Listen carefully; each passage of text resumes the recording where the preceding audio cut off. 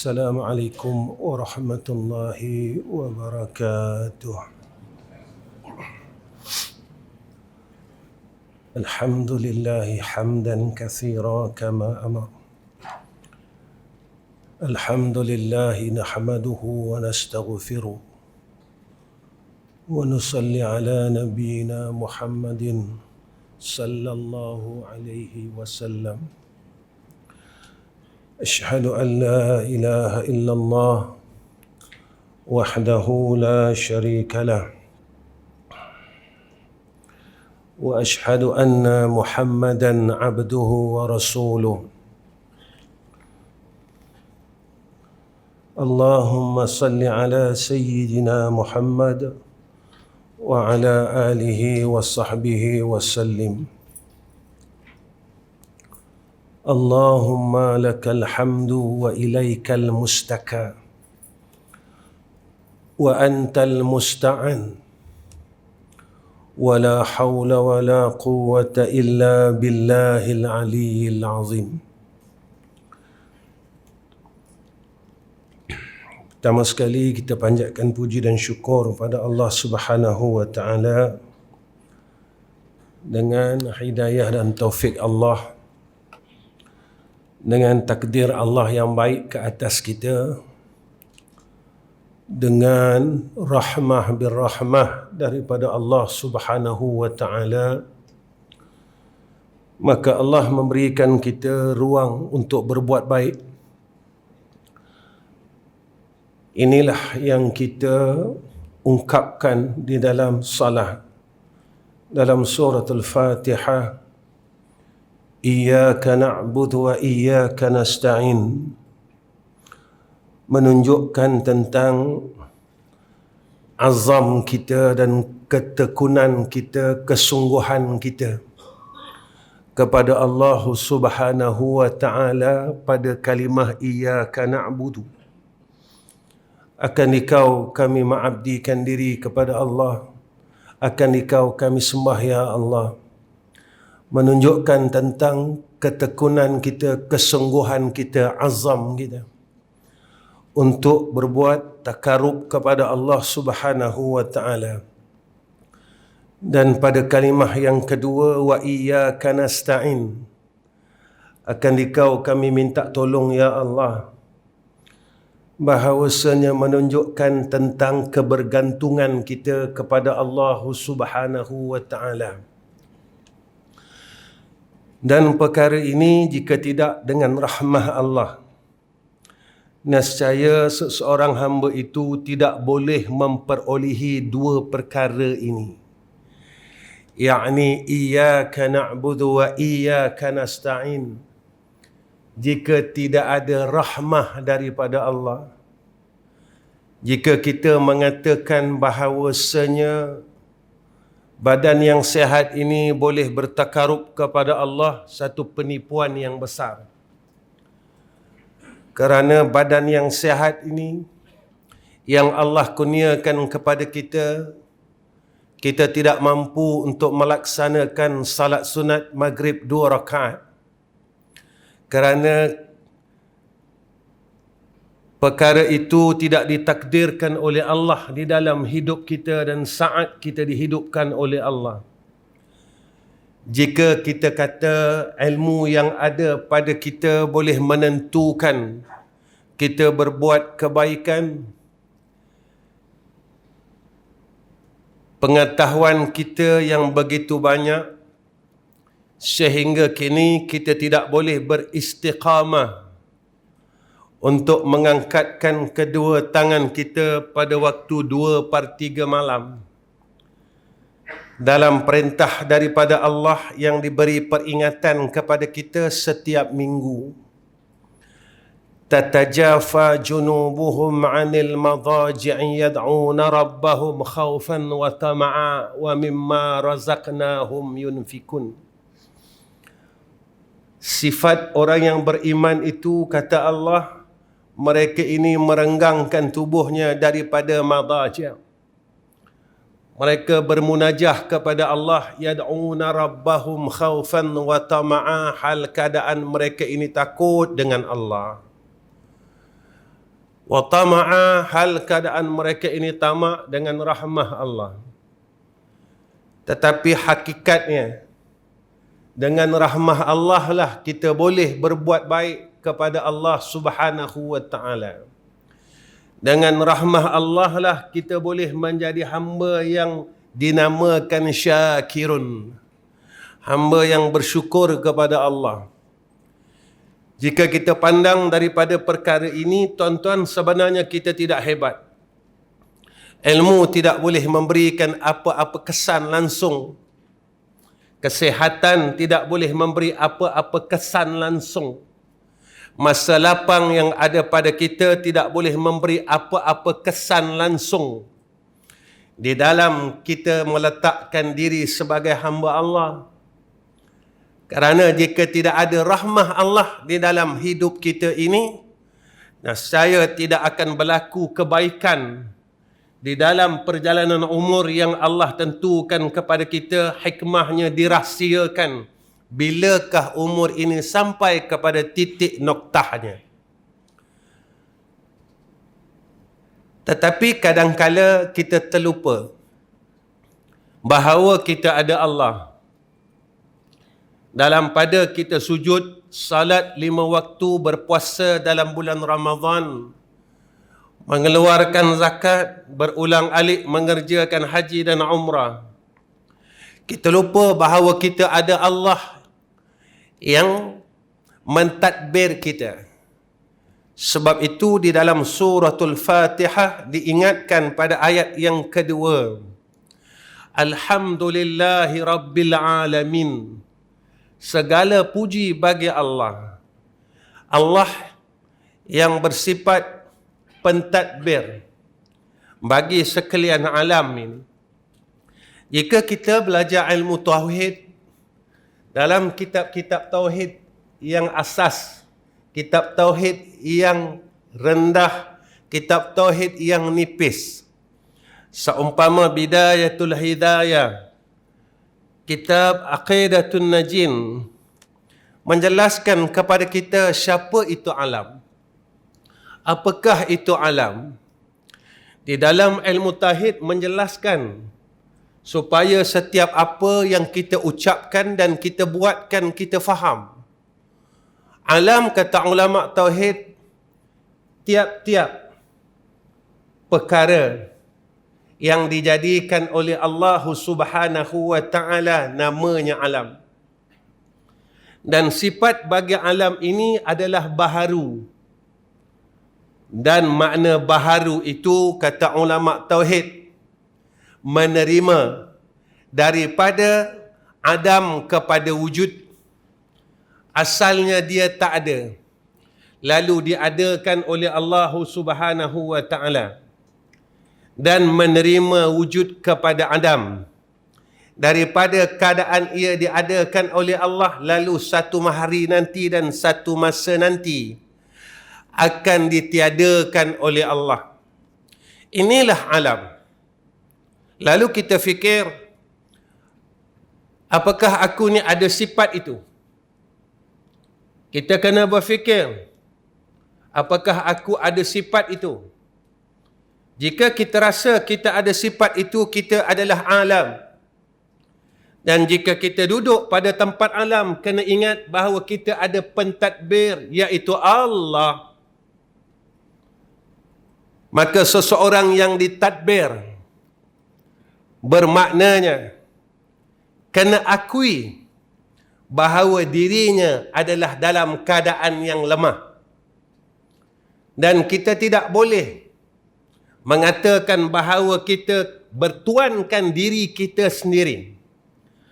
Aku boleh, aku kuat, aku ada kekuatan, lalu aku boleh buat apa yang aku boleh buat. Aku ada harta, aku boleh buat apa yang aku nak buat dengan harta tersebut. Aku ada kesehatan, aku boleh buat dengan apa yang aku mampu buat dengan kesihatan yang Allah berikan kepada kita. Pastikah orang yang sehat itu mampu sujud kepada Allah? Pastikah orang yang sehat itu mampu membaca kalam-kalam Allah? Jika kita tanya dalam diri kita, pada hari ini berapa banyakkah kalam Allah yang telah kita baca dan berapa banyakkah kalam-kalam manusia yang telah kita baca? Mana kalam manusia, Ustaz? Dalam handphone kita berpuluh grup WhatsApp. Berapa banyakkah WhatsApp yang telah kita baca jika kita kira dengan kalam Allah, iaitu Al-Quran? Tuan-tuan, kita kata kita sehat, mampu dan tidak perlu rahmat Allah. Kerana apa saya berkata demikian? Kerana dalam hari ini kita langsung tidak merasakan mengharap rahmat Allah. Siapakah seorang hamba yang mengharap rahmat Allah? Maka kata ulama, seumpama seorang pemuda dan seorang manusia yang tengah lemas di dalam lautan. Ketika itu harapannya terlalu kuat, mengharap pertolongan demi pertolongan daripada Allah Subhanahu wa Ta'ala. Lalu saya bertanya dengan diri saya dan tuan-tuan, apakah ada perasaan itu di dalam diri kita pada hari ini? Daripada bangun tidur sehingga sekarang, berapakah kekuatan perasaan itu kita mengharap akan rahmat Allah Subhanahu wa Ta'ala? Ataupun langsung kita tidak merasainya pada hari ini? Kerana kita rasa aku masih hidup, kita rasa aku ada ilmu, kita rasa aku sehat, kita rasa aku kuat, kita rasa aku mampu, dan kita terlupa yang kita ini adalah hamba Allah Subhanahu wa Ta'ala. Yang bersifat dengan kidam hanya Allah Subhanahu wa Ta'ala, yang tidak dimulai dengan tiada. Kita dimulai dengan tiada, lalu diadakan oleh Allah Subhanahu wa Ta'ala. Tuan-tuan, jika kita dimulai dengan tiada, apakah yang ada pada kita sedia ada?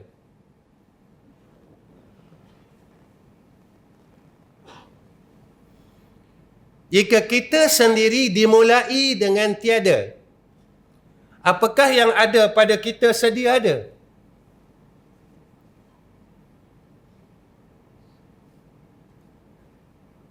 Ilmu yang ada pada aku sedia ada. Harta yang ada pada aku sedia ada. Pangkat yang ada pada aku sedia ada. Kekuatan yang ada pada aku sedia ada. Yang bersifat dengan sedia ada ataupun qidam hanya Allah Subhanahu wa Ta'ala.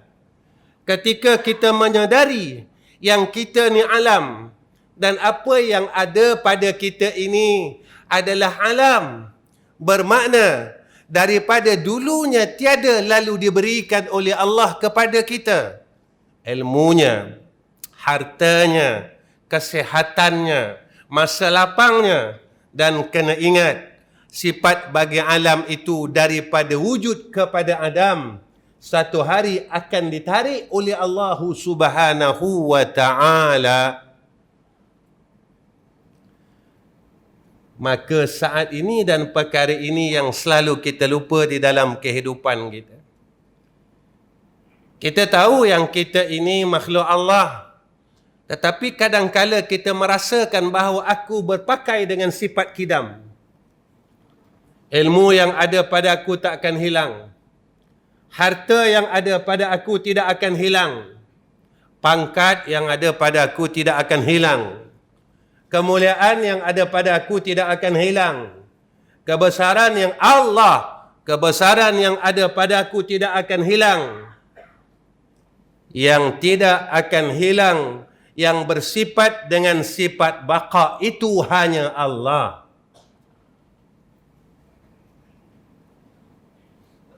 Maka selain daripada Allah, ia bersifat dengan sifat fana'un.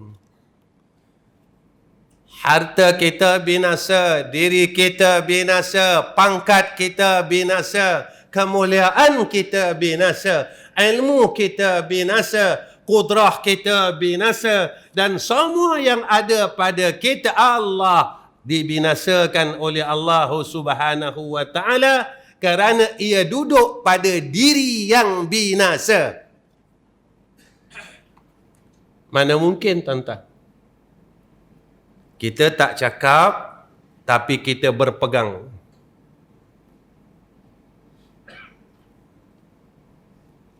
Lalu, ketika itu kita mula angkuh. Kita rasa pangkat kita kekal, lalu kita angkuh dengan pangkat kita. Tuan-tuan, orang yang angkuh ini diharamkan oleh Allah masuk syurga Allah. Kita rasa kita ada ilmu, lalu kita angkuh dengan ilmu kita. Kita rasa kita ada harta, lalu kita angkuh dengan harta kita. Kita rasa kita ada kesihatan, kekuatan, lalu kita angkuh dengan kekuatan dan kesihatan kita. Dan pada tatkala itulah insan-insan dan diri-diri ini akan dihalau oleh Allah ke dalam neraka Jahannam, khalidina fiha abada. Wa qala nabiyina Muhammadin sallallahu alaihi wasallam. Tuan-tuan yang dirahmati Allah, malam ini saya akan baca nasihat yang kedua daripada kitab Nasaihul Ibad. InsyaAllah, kalau Allah panjangkan umur saya dan Allah pimpin saya dan merahmati saya serta dalam hidayah dan taufik Allah, saya akan terus baca kitab ini nasihat demi nasihat hingga nasihat yang terakhir ketika saya datang ke sebelah utara ini, insya-Allah. Jika Allah berkehendakkan supaya saya dapat menghabiskan pembacaan kitab Nasaihul Ibad ini yang berbentuk nasihat demi nasihat, maka saya akan teruskan sebelum saya balik menemui Allah Rabbul Jalal. Tuan-tuan yang rahmati oleh Allah Subhanahu wa taala, alaikum bimujalasatil ulama wa istima'il kalamil hukama, fa inna Allah ta'ala yuhyil qalbal mayyita binuril hikmati kama yuhyil arda al mayyita bima'il matar. كما يحيي الأرض الميتة بالماء المطر. Apa kata Rasulullah sallallahu alaihi wasallam? Kamu haruslah bergaul dengan para ulama dan mendengar perkataan hukama, kerana Allah menghidupkan hati yang mati dengan cahaya hikmah, yakni ilmu yang bermanfaat. Sebagaimana ia menghidupkan tanah yang tandus dengan hujan. Sayyiduna Rasulina Muhammad sallallahu alaihi wasallam mengingati kita 1400 tahun yang dulu. Maka Sayyidina Rasul pesan kepada kita, duduklah dengan ulama dan hukama agar kita dapat mendengar akan kalam-kalam hikmahnya. Apa yang terjadi setelah kita mendengar akan kalam hikmahnya, maka hati kita akan hidup seumpama tanah yang tandus yang disiramkan dengan air hujan. Maka kalam ulama ini dan kalam hukama ini seumpama air. Kalma'i. Air apa, tuan-tuan? Iaitu air hidayah. Kerana ilmu itu fahuwa nur. Ilmu itu adalah cahaya, kata ulama. Cahaya apa, tuan-tuan? Nurul huda. Cahaya petunjuk daripada Allah Subhanahu wa ta'ala, yang menunjukkan kepada jalan untuk balik kepada Allah Subhanahu wa ta'ala. Kita bukan duduk di dalam alam ini sahaja, tuan-tuan. Selepas ini ada alam yang bakal kita akan pergi dan tuju, iaitu alamul barzah. Saya sampai di masjid, tuan-tuan, Masya Allah. Masuk saja pintu pagar, saya melihat di kiri saya tanah perkuburan. Mereka telah dahulu pergi menemui Allah Subhanahu wa Ta'ala. Mereka telah mendahului kita. Mereka telah merasai kematian dahulu daripada kita. Mereka telah dahulu merasai akan alam yang mereka dengar sewaktu hidup mereka. Kita bakal menyusul bersama-sama dengan mereka. Rumah kita yang bertiangkan batu yang tinggi, kelak kita akan bertiangkan 2 tiang daripada batu nisan yang tidak ada siapa pun yang akan memandang dan memujinya. Tiang rumah kita, tuan-tuan, orang datang lalu orang puji. Lawa tiang rumah kamu, cantik tiang rumah kamu. Siapa yang buat tiang rumah kamu ini? Tetapi setelah kita berpindah kepada alam ataupun tanah perkuburan yang di hadapan masjid kita ini, tuan-tuan, tidak ada siapa memuji tiang-tiang rumah kita. Tidak ada siapa mampu dan mahu melihat tiang-tiang rumah kita. Sebab itu apa yang Allah sebut dalam Al-Quran, iaitu Allah apabila saat ajal kita ini, tuan-tuan, hampir, kita akan berkata kepada Allah, laula akhartani, jika bolehlah engkau lewatkan akan kematianku, ya Allah. Ketika saat malaikatul maut datang menemui kita, kita berkata kepada Allah, laula akhartani, ya Allah, kalau boleh engkau lewatkanlah akan kematianku, ya Allah. Lalu apa yang kita nak buat pada waktu itu? Fa'asaddaqa, ya Allah, aku ingin melakukan perkara yang benar, aku ingin bersedekah, aku ingin jadi orang yang berbuat perkara yang benar, benar pada sisi Engkau, ya Allah. Aku tak mahu lagi ditipu dengan nafsuku, ditipu dengan dunia di sekelilingku. Aku tak mahu lagi mensyirikkan Kau, ya Arhamar Rahimin. Tuan-tuan, kita sememangnya mengatakan kita hebat, tetapi di dalam amalan kadangkala kita menjadi orang yang dimurkai oleh Allah Subhanahu wa Ta'ala. Saya bagi contoh begini, tuan-tuan. Kita tidak mengatakan Allah itu bertempat. Ketika ada orang mengatakan Allah itu bertempat, semua orang marah. Tetapi kita buat Allah bertempat. Di mana, Ustaz? Saya bertanya dengan diri saya dan tuan-tuan, kenapa sewaktu kita di Raudatu Madinatul Munawwarah, di Raudah yang dijanjikan oleh Sayyidina Rasulina Muhammad sallallahu alaihi wasallam, siapa yang berdoa di dalamnya maka dimustajabahkan oleh Allah. Lalu kita bersungguh-sungguh meminta, tuan-tuan, dengan Allah Subhanahu wa Ta'ala.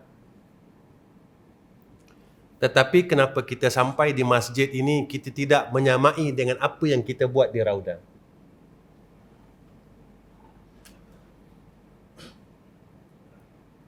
Hatta kadang-kala tangan kita letakkan di lutut, tuan-tuan.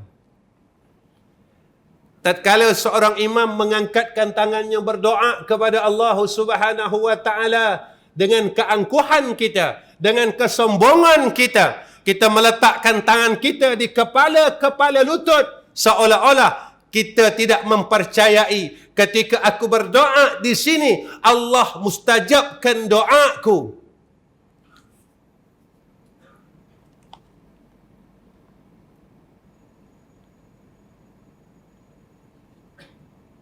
Kita tak mengatakan Allah bertempat.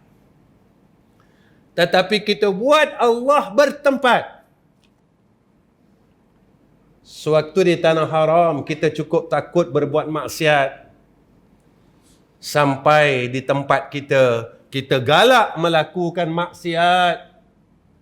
Kita tak mengatakan Allah bertempat, tetapi kita berbuat Allah itu bertempat.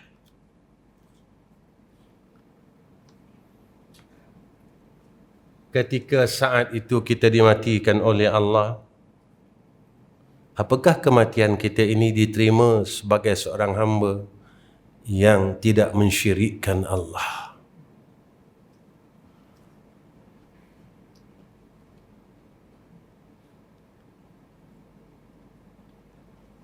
Ustaz, saya dapat dikebumikan di Madinah. Saya dapat Allahu dikebumikan di Makkah. Abdullah bin Ubay kebumi di mana, tuan-tuan?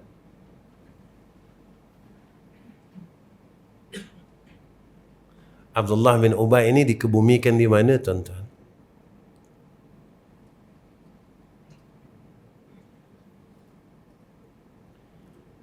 Sebab itu Allah ingatkan kepada kita, faman kana yarju liqa'a rabbih falyamal 'amalan salihan wa la yusyrik bi'ibadati rabbih ahada. Sebab itu ulama menyatakan kepada kita, siapakah ulama, siapakah hukama? Maka kata ulama, seseorang yang mahir dengan hukum hakam agama, inilah yang dikatakan al-ulama. Dan seseorang yang mana kata-katanya boleh membawa engkau hampir kepada Allah Subhanahu wa ta'ala, semakin engkau mendengar kalamnya, engkau semakin kenal Allah, semakin engkau hampir dengan Allah, semakin engkau aqrabu ilallah, hampir, dekat dengan Allah, semakin kau sayang Allah. Maka inilah yang dikatakan al-hukama. Dan ketika engkau bertemu dengan orang yang ada dua sifat ini, maka inilah yang dinamakan kubara.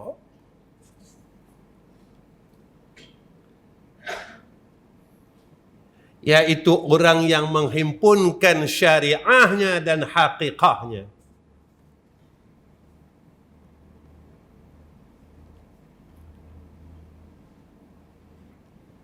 Tuan-tuan, siapakah mereka ini dan mereka ini membawa kita ke arah mana?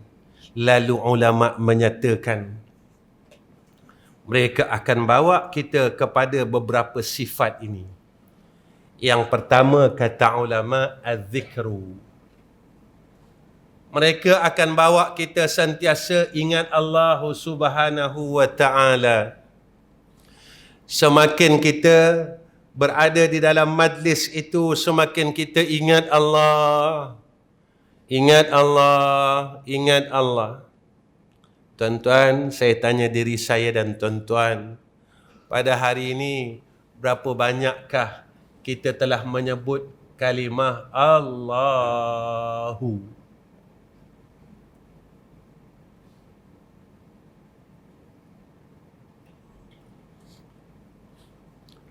Pada hari ini, berapa banyakkah kita telah memanggil nama Allahu?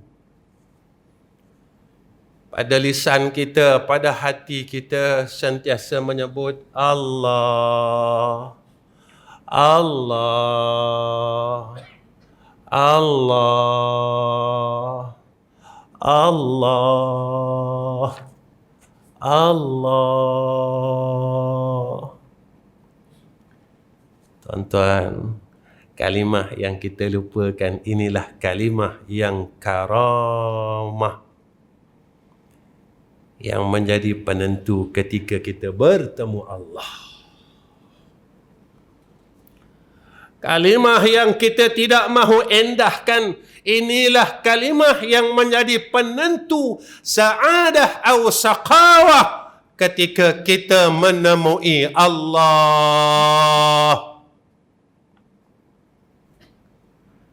Ketika kita sedang sakaratul maut,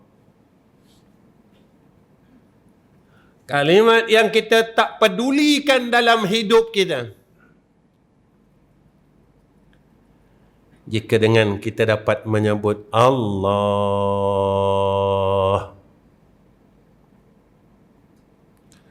nescaya kita menjadi hamba dalam golongan sa'adah. Maka kita, jika mana kita selalu dipimpin supaya kita ini menjadi hamba yang zakir, yang bersifat dengan az-zikru, sentiasa sebut Allah, ingat Allah, ingat Allah, ingat Allah. Tuan-tuan, jangan jadi hati yang keras ketika kita disebutkan nama Allah, hati kita langsung tidak merasakan apa-apa.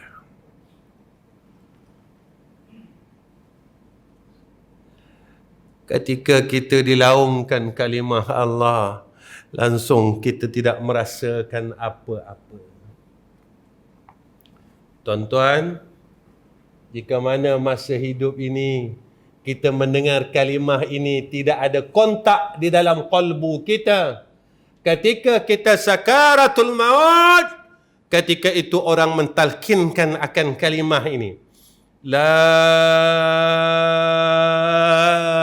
ilaha illallah,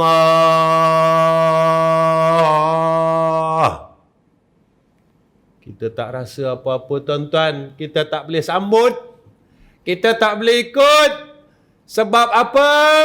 Ketika dalam hidup kita tak rasa apa-apa dengan kalimah ini. Ketika kita sedang nak bertemu Allah, nyawa kita mula berada di dada-dada kita tuan-tuan, lalu orang talqin dan ingatkan kita dengan kalimah ini, Allah. Kita langsung tak boleh ingat dan kita langsung tak pedulikan, kerana semasa hidup kita tidak memperdulikan asma ini. Kita tak ada rasa apa-apa pun ketika kita menyebut asma ini. Kita tak rasa apa-apa pun kita mendengar asma ini. Kita tak rasa apa-apa pun ketika kita menyebut nama ini dan didendangkan akan nama ini. Maka berkata Syekh kami, jika kamu ingin tahu hubungan kamu dengan Allah, betapa akrabnya kamu dengan Allah, ketika kamu menyebut nama Allah, apakah perasaan kamu pada ketika itu? Jika mana hati kita kosong tatkala kita menyebut nama itu, maka begitulah kosongnya hubungan kamu dengan Allah. Ketika kami bertanya dengan guru kami tentang perkara ini, ya Syekhuna, bagaimana kami ingin mengukur antara kami dengan Allah Rabbul Jalal? Bagaimana kami ingin mengukur hubungan kami dengan Allah Subhanahu wa Ta'ala? Ketika kami salat, ya Syekh, kami tidak merasakan apa-apa walaupun kami mengatakan di dalam salat kami, wajjahtu wajhiya lillazi fataras samawati wal ard. Aku hadapkan wajahku dengan wajah Allah yang memiliki langit dan bumi. Ketika berlakunya tawajjahtu min haitsu syi'ta, ketika itu kami tidak merasakan apa-apa wahai guru kami. Lalu dia mengatakan, jika engkau ingin mengukur akan hubungan engkau dengan Allah Rabbul Jalal, maka kau sebutlah akan namanya. Dan pada ketika itu engkau akan mengetahui melalui akan zauqimu. Kau akan mengetahui melalui perasaanmu dengan zat yang engkau sebutkan. Ketika lisan kita mula mengatakan Allah,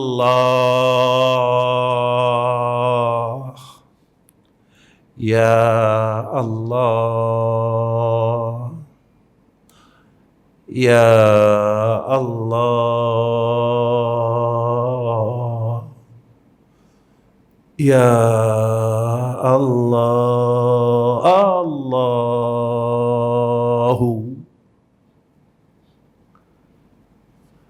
Apakah perasaan kita seorang hamba yang mana ada satu perkara besok di dalam jannah Allah, nikmat yang tidak ada boleh mengatasi segala nikmat di dalam dunia ini, kata Rasulullah sallallahu alaihi wasallam. Keinginan seorang hamba menatap wajah Allah subhanahu wa ta'ala. Maka kata ulama, pada ketika itu ada orang yang dapat dianugerahkan oleh Allah menatap wajah Allah subhanahu wa ta'ala setiap hari. Ada orang yang dikurniakan oleh Allah menatap wajahnya seminggu sekali. Ada orang yang dikurniakan oleh Allah sebulan sekali. Ada orang yang dikurniakan oleh Allah setahun sekali. Dan ada orang yang dikurniakan oleh Allah menatap wajahnya seumur hidup sekali. Maka ketika itu walaupun kita di dalam jannah Allah, kita dalam satu penyiksaan yang besar.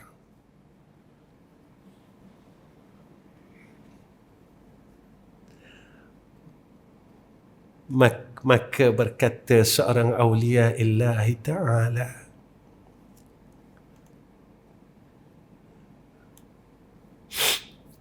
di antara hari raya orang mukmin itu yang disebutkan oleh al-ulama, yang disebut oleh awliya illah, iaitu al-Eid, Eidul Mu'minin. Hari raya orang mukmin katanya, iaitu ketika ia dianugerahkan husnul khatimah. Kedua, ketika ia selamat daripada azab kubur, itulah Eidul Mu'minin. Ketiga, ketika ia selamat di padang mahsyar, maka itulah Eidul Mu'min. Yang keempat, ketika ia dapat masuk dalam syurga Allah, maka itulah Eidul Mu'min. Dan yang kelima,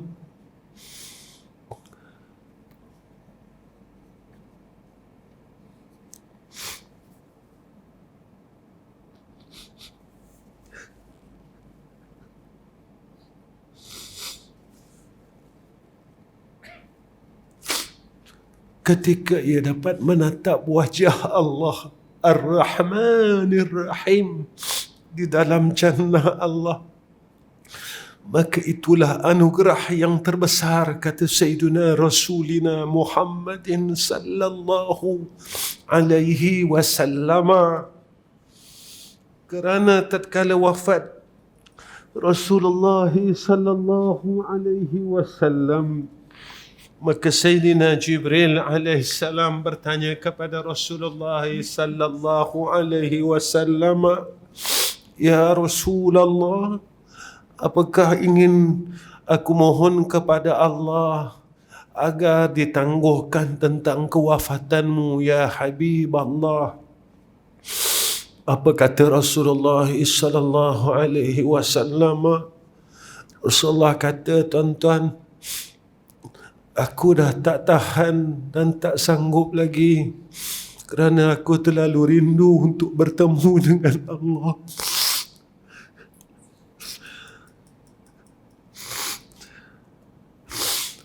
Nabi yang sayang umatnya melebihi sayangnya seorang ibu. Nabi yang menyayangi umatnya lebih lagi seorang ibu menyayangi anaknya. Tatkala diminta, tatkala ditanya, ya Habiballah, kau nak tak aku tangguhkan lagi kematianmu? Nak tak kau tangguh aku minta dengan Allah, kata Jibril. Tuan-tuan, kalau Jibril minta takkan tak dapat. Jibril, tuan-tuan, yang minta ni Jibril, tuan-tuan. Jibril, tuan-tuan. Jibril, tuan-tuan. Jibril, tuan-tuan. Tapi Rasulullah tolak. Rasulullah kata, jangan ya Jibril, jangan minta dengan Allah. Aku dah tak tahan, aku rindu sangat untuk bertemu dengan Tuhanku yang maha tinggi, kata Rasulullah sallallahu alaihi wasallam. Tuan-tuan, sebab itu ketika ditanya tentang pengenalan Nabi dengan Allah, ulama menjawab begini. Maka ulama mengatakan, man arafa nafsahu faqad arafa rabbahu. Siapa yang kenal Tuhannya, maka dia kenal dirinya, dan siapa kenal dirinya, maka dia mengenal akan Tuhannya. Bagaimana Nabi mengenal Allah? Nabi mengenal Allah dengan Allah. Ariftu Rabbi bi Rabbi. Ketika peristiwa Isra dan Mi'raj, maka Nabi menghadap hadrah Allah. Bermula pada saat itulah, tuan-tuan. Bermula daripada pertemuan itulah, tuan-tuan, maka kerinduan Rasulullah sallallahu alaihi wasallam kepada Allah tidak ada batasnya dan tidak ada hadnya. Sehingga sampai saat diwafatnya akan Sayyidina Rasulina Muhammad sallallahu alaihi wasallam, Nabi menolak untuk dipanjangkan umurnya. Ketika Sayyidina Jibril menawarkan Jabal Uhud menjadi emas untuk dianugerahkan kepada Rasulullah sallallahu alaihi wasallam, Rasulullah menolak mentah-mentah kerana kerinduan Nabi dengan Allah Subhanahu wa taala, kecintaan Nabi dengan Allah Subhanahu wa taala. Cukuplah aku ada Allah. Cukuplah aku ada Allah. Itulah yang ada dalam hati Nabi kita Muhammad sallallahu alaihi wasallam. Tuan-tuan, jika tuan-tuan jumpa akan ulama ini yang membawa tuan-tuan ingat kepada Allah, maka peganglah tangannya dan ikutlah apa yang dilaluinya. Kerana mereka akan memimpin tuan-tuan ke arah Allah dan Rasul. Maka kata ulama, mereka tunjukkan jalan ke mana? Mereka menunjukkan akan jalan al-i'jab. Mereka menunjukkan jalan dan cara untuk kita melihat kebesaran Allah. Merasa takjub dengan kebesaran Allah Subhanahu wa taala. Tuan-tuan, hebat tuan-tuan Allah ini. Tak lama lagi kita akan menyambut Isra dan Mi'raj. Linuriyahu min ayatina. Allah memperlihatkan akan kebesarannya, tanda-tanda kebesarannya kepada kita. Supaya kita ini semakin yakin dengan Allah, semakin membesarkan Allah, ketika kita merasa ajab, merasa ta'ajub dengan Allah, lalu kita sentiasa membesarkan Allah. Allah didik kita dalam salah, awal perbuatan kita bikalimati takbir. Allahu Akbar. Ya Allah, yang bersifat dengan maha besar Engkau, ya Allah. Ya Allah, jadikanlah aku hamba yang sentiasa membesarkan Engkau, ya Allah. Ya Allah, jika datang kepada aku perkara yang lain, jangan aku memperkecilkan Engkau, ya Allah. Tuan-tuan, ketika salat, kita mengatakan Allahu Akbar. Ketika kita memiliki harta, kita mula memperkecilkan Allah. Ketika kita memiliki pangkat, kita mula memperkecilkan Allah.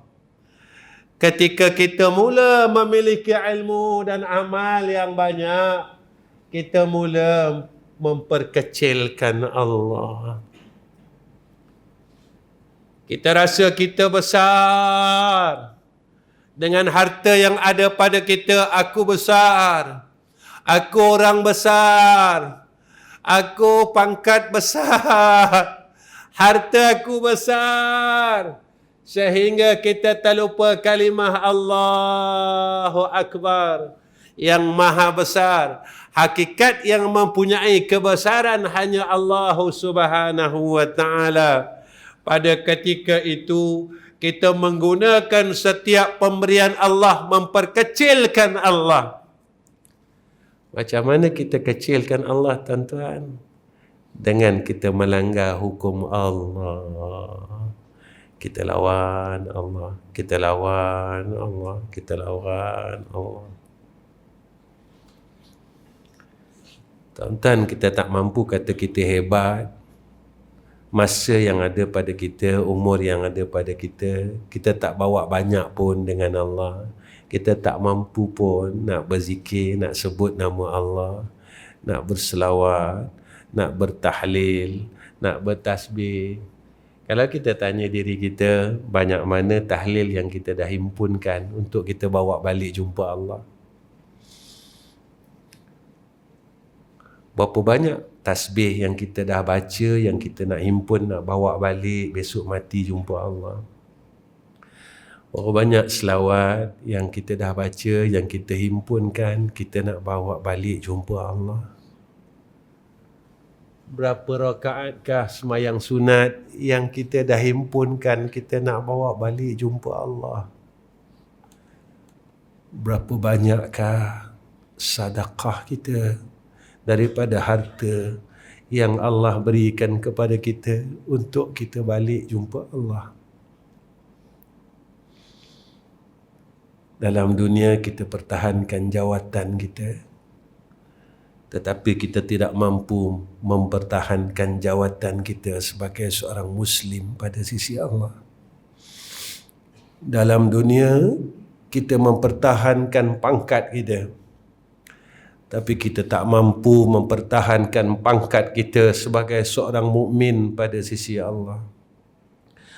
Dalam dunia kita berusaha sungguh mempertahankan harta kita jika diambil orang, tetapi kita tidak mampu mempertahankan harta amal saleh kita yang dicuri oleh nafsu dan iblis setiap hari. Di dalam dunia kita sanggup mempertahankan rumah kita daripada dirobohkan oleh manusia dan dirampas oleh manusia, tetapi kita tidak mampu mempertahankan akan rumah kita di dalam syurga Allah Subhanahu wa ta'ala. Kita tak nak tahan pun mempertahankan harta kita, rumah kita di akhirat. Kita tidak mempedulikannya. Sama ada aku memiliki rumah, harta atau tidak, pangkat di akhirat, aku tidak peduli. Yang aku kisahkan pangkatku dalam dunia, hartaku dalam dunia, rumahku di dalam dunia. Tuan-tuan yang dirahmati oleh Allah Subhanahu wa ta'ala, saya rasa cukuplah setakat ini pertemuan saya dengan tuan-tuan. Dan maka akhir pertemuan saya dengan tuan-tuan, saya ingat guru saya, dia pesan dengan saya, tuan-tuan. Dia kata, Nizam, selalulah kamu belajar untuk ingat Allah, supaya besok mana tahu saat kamu mati, kamu tak lupa Allah. Perkara yang paling kita takut dalam hidup ini, tuan-tuan, ketika kita sangat-sangat menghendaki Allah. Ketika mana? Ketika sakaratul maut. Saat kita perlukan Allah. Tetapi saat itu kita lupa, tuan-tuan. Kerana apa kita lupa? Kerana akal fikiran kita telah dipenuhi dengan selain daripada Allah. Akal kita penuhkan dengan perniagaan, sibuk dengan dunia. Akal kita penuh dengan makhluk Allah, manusia. Apa kata orang, tetapi kita tak peduli dengan apa kata Allah.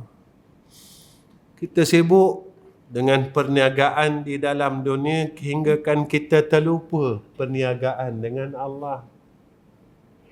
Jaratan lan tabura, yang tidak akan rugi perniagaan dengan Allah. Kita lupa kerana akal kita penuh dengan makhluk-makhluk di dalam dunia ini. Dengan sahabat-sahabat dalam dunia ini yang selalunya ajak kita melalaikan Allah. Mereka tak pernah ingatkan kita pun tentang akhirat itu sendiri. Kita terlupa tentang sahabat-sahabat jannah kita yang di dalam syurga Allah. Maka Syekh kami kata, belajarlah daripada sekarang masa engkau hidup. Macam mana saya kata, kau belajar ingat Allah dengan cara kau praktiskan dalam hidup engkau ni. Saya kata, guru tunjukkan pada kami. Dia kata, cubalah engkau belajar, tarik nafasmu lalu kau tahan nafasmu. Ketika itu engkau merasakan seolah-olah engkau sedang berada di dalam ambang sakaratul maut. Dan ketika engkau sedang menahan nafasmu, maka kau ucaplah kalimah Allah di dalam hatimu. Ya Allah, Ya Allah, Ya Allah, Ya Allah. Sehingga semampu-mampumu. Dan setelah engkau tak mampu menahan nafasmu, maka engkau hembuslah nafasmu yang terakhir itu dengan nama Allah yang meniti di dalam bibir hatimu. Ini kata guru kami. Betullah apa kalam ulama dan perkataan di banner-banner masjid, tuan-tuan. Dulu orang letak banner masjid depan masjid kan. Semayanglah kamu sebelum kamu disemayangkan. Matilah kamu sebelum kamu dimatikan. Belajar-belajarlah rasa mati. Macam mana nak rasa mati? Tariklah nafas. Tahan nafas kita. Ketika kita mula sakaratul maut, nafas kita mula sangkut dan tertahan pada ketika itu, kata ulama. Dan berusahalah kamu menyebut asma Allah. Ya Allah, Ya Allah, Ya Allah. semampu-mampu kamu, kata Syekh kami, sehinggalah kamu menghembuskan nafas ketika kamu tidak mampu menahannya lagi. Sebab itu orang yang meninggal dunia, kita akan kata Fulan bin Fulan telah menghembuskan nafasnya yang terakhir. Tuan-tuan, itu saja yang dapat saya tinggalkan untuk tuan-tuan pada malam ini. Doakan saya, semoga saya sentiasa dalam rahmat Allah dan Allah pimpin saya dan Allah sentiasa tunjuk diri saya yang bodoh ni, yang salah banyak dengan Allah, supaya sentiasa dalam keredaan Allah Subhanahu wa ta'ala.